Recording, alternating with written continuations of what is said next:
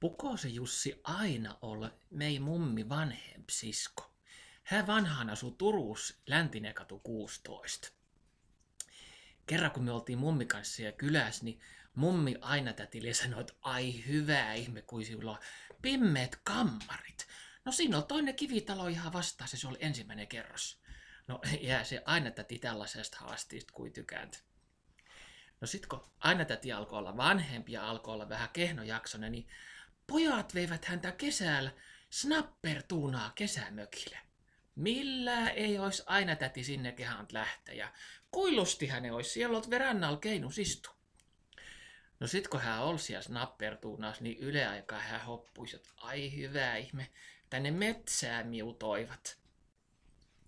No sit lähti yhteen päivään pikkuautolla ajelemaan ja mihin hän männit sellaisia ulkoilmamuseoon, mikäli hän oot kotiseutumuseo.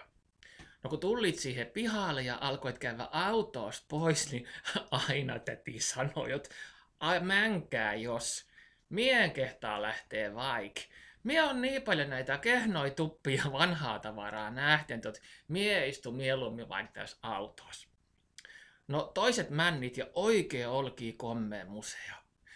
Aina täti istui yksinään autos omis lämpimissä ja ajatteli, että ai herra ihme vaan, kun kotiin vielä pääsis.